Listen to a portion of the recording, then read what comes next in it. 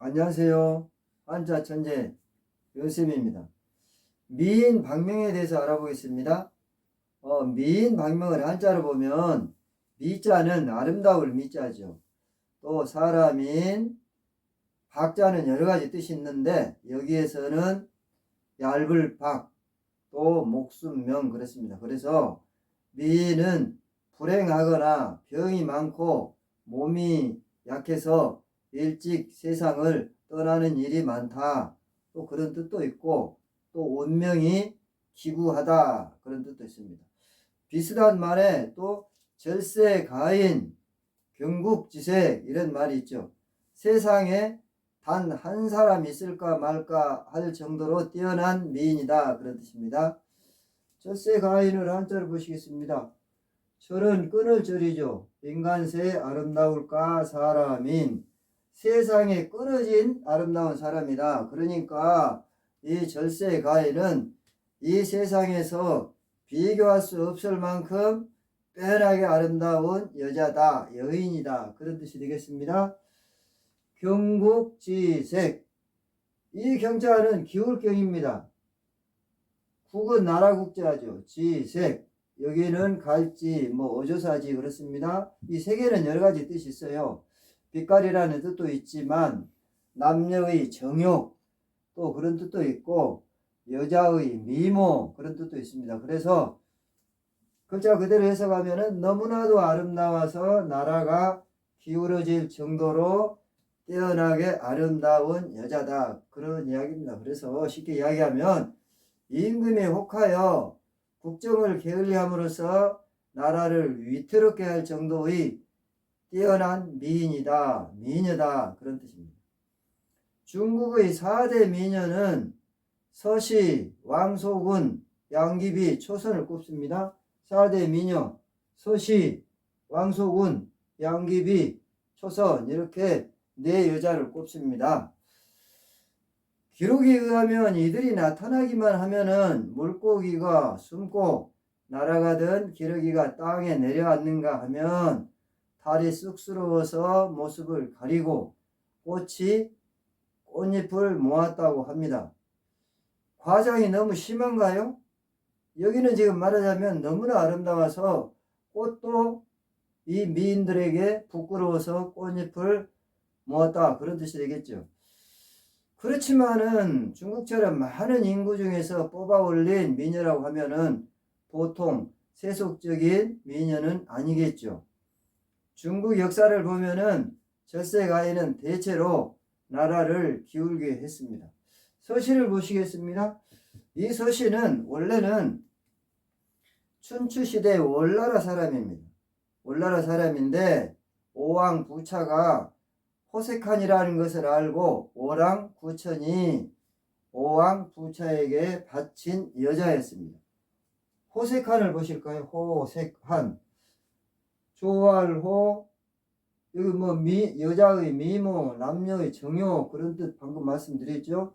이 한자에는 여러 가지 뜻이 있는데 여기에서는 산해한입니다. 산해하, 한, 산해하가 아니고 산해한입니다. 그런데 여기서 말하는 산해는 별로 좋지 않은 뜻으로 천박스러운 뜻으로 사용하는 그런 산해한입니다.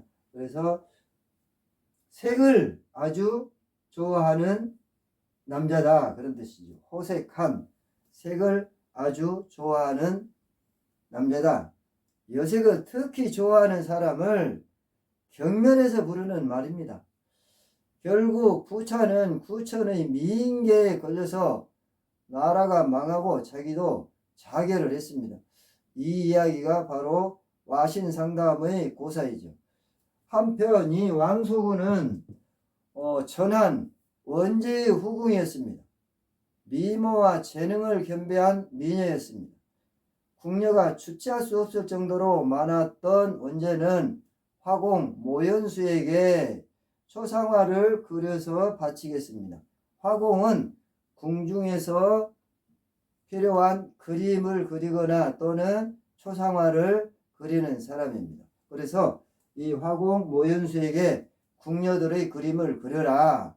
그래서 바쳐라 그런 뜻이죠. 왜 그러냐면 궁녀들이 하도 많아서 황제가 일일이 다 궁녀를 볼 수 없어요. 그래서 그 초상화를 보고 예쁜지 안 예쁜지 그것을 판단하는 것이죠. 그래서 모든 궁녀들이 이 모현수라는 사람에게 뇌물을 바쳤어요. 자기의 예쁜 모습을 더 잘 그려달라고 뇌물을 바친 거죠. 그렇지만 왕소군은 바치지 않아서 밉게 보였습니다. 그래서 밉게 그리는 바람에 허드렛 일을 시키는 궁녀로 전락하고 말았습니다. 우연히 그날을 보게 된 원제는 한눈에 반했고 격분해서 그는 궁중의 화공을 모조리 기시에 처해버렸습니다. 기시를 보시겠습니다. 기시, 버릴기, 저자시. 이 저자는 여러 가지 뜻이 있어요. 그 도시라는 뜻도 있고 또 시장이라는 뜻도 있고 사람이 많이 모이는 곳이다 그런 뜻이 있어요. 그래서 우리가 사람이 많이 모이는 곳을 말할 때 저작거리라는 말을 많이 하죠. 그래서 이거는 일종의 형벌입니다. 형벌. 죄인을 목을 베어서 죽이고 그 시체를 길거리에다가 내다 버리는 일종의 형벌입니다. 일종의 공개 처형이에요. 공개 처형. 여러 사람이 보는 데서 경각심을 주는 거죠. 공개 처형. 이후 모현수는 흉노로 달아나서 흉노 추장을 부추겨서 왕소군을 요구하게 만듭니다. 결국 흉노의 위협에 굴복한 원제는 그녀를 흉노왕의 비로 보냈습니다. 양귀비라면은 모르는 사람이 없죠. 현종은 할머니였던 측천무가 망쳐놓은 당나라를 훌륭한 통치로 다시 일으켜서 유명한 개원의 치를 이루어 놓았습니다. 현종은 당나라의 6대 황제입니다. 측천무도 잘 아시죠? 측천무는 원래는 당태종의 후궁이었어요. 그랬는데 이 당태종이 죽자 어느 사이에 또 당태종의 아들인 당고종의 황후가 되었어요. 쉽게 이야기하자면은 많이 웃기는 이야기지요. 자기 아버지의 후궁이 아들의 황후가 됐다. 중국 사람들은 보통 이렇게 웃기는 일들이 많이 있습니다. 궁중에서도 이렇게 웃기는 일들이 많이 나와요. 아버지의 여자가 아들의 여자가 됐다 그 말이죠. 측천무는 당나라 고종의 황후이자 무주의 여황제입니다. 여기에서 무주라고 이야기하는 것은 중국 역사에서 당나라 이전에 주나라가 2번 있었죠. 뭐가 있었냐면 서주, 동주. 그래서 여기에서 무주는 서주, 동주와 구별하기 위해서 무주라고 한 겁니다. 왜 무주라고 했을까요? 이 측천무의 성이 무십니다. 그리고 측천무가 세운 주라고 해서 무주라고 했습니다. 무주의 여왕제입니다. 중국에서는 그를 무측천이라고 부르기도 합니다. 그런데 이 무측천에 대한 평가가 여러 가지가 나오지요. 공포정치를 했다는 비난과 또 민생을 보살펴서 나라를 훌륭히 다스린 황제라는 칭송을 함께 받고 있는 중국에서 유일한 여황제입니다.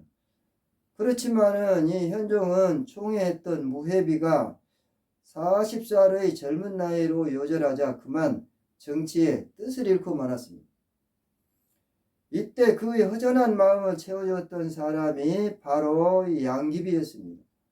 그런데 사실 이 양귀비는 이 현종의 아들인 수왕의 비였어요. 그러니까 다시 말하자면 자기 아들의 여자 며느리를 뺏어가지고 산 거예요. 참 웃기죠?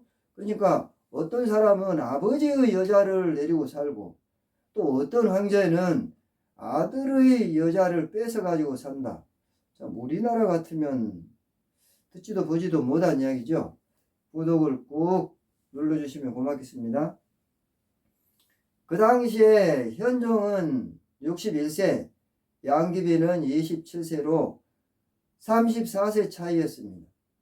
황제와 며느리의 나이를 뛰어넘은 폐륜적 로맨스는 안록산의 난을 불러왔습니다. 안녹사는 중국 당나라 때의 장군입니다. 이름으로만 들어보면 한족인 것 같지만 사실 이 안녹사는 한족 출신이 아니고 이민족 출신입니다. 안녹산이 또 난을 일으켜서 당나라가 멸망하는 원인의 하나를 제공했습니다.